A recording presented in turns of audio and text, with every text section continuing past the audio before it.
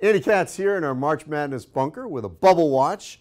We're going to look at 10 teams and see where they stand with a couple of weeks left to go in the regular season. Let's start off with Ohio State. So the Buckeyes started the season with a road win at Cincinnati, which is by far their best road win this season.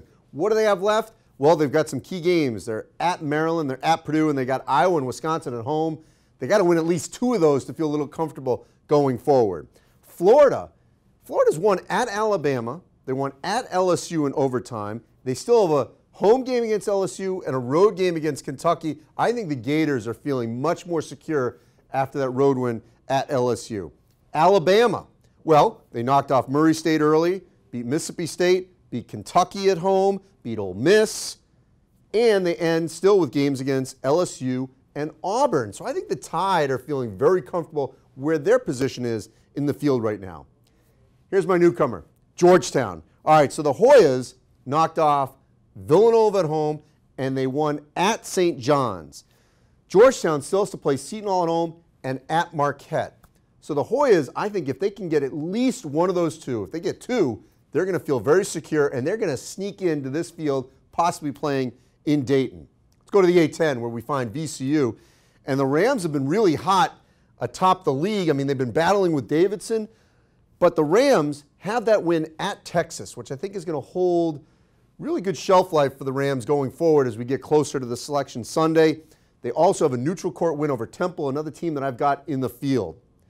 Utah State. It's an interesting team here because a lot of people like to put the Aggies into the field, but what they haven't done yet is get a quality win.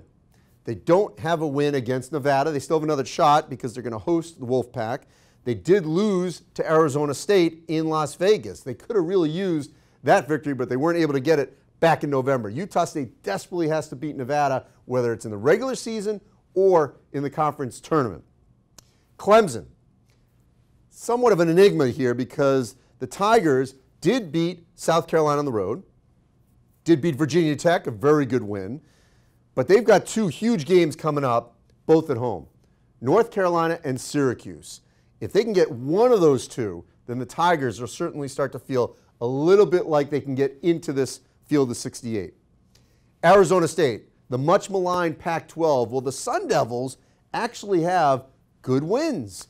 Knocked off Utah State, beat Mississippi State, beat Washington, which is atop the Pac-12, and their best non-conference win of any team in the Pac-12, they beat Kansas at home. The problem for the Sun Devils is they end the season with 3 straight road games going to the Oregon schools, and they're at their rival Arizona. So they cannot afford to go 1-2 or 0-3 down the stretch to end the Pac-12.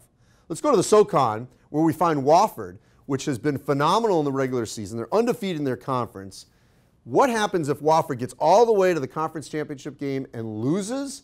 Well, they're going to get into the field. But the problem is Wofford ends the regular season with 3 straight road games, including one at Furman. They can't afford to lose, maybe they can lose 1 more game. They can't lose 2, or they're not going to get in as an at-large. And the last team I want to look at, Belmont. The Bruins did beat the other Bruins, the one on the West Coast. They won at UCLA, so obviously it's a great win, even though UCLA is struggling, but a good win nonetheless for Belmont. They did beat Murray State. They got swept, though, by Jacksonville State. That's what hurts Belmont. And more than likely, if Belmont were to lose to Murray State or anyone else in the OVC tournament, Belmont may not get in. They more than likely, to feel secure, they got to get the AQ out of the OVC.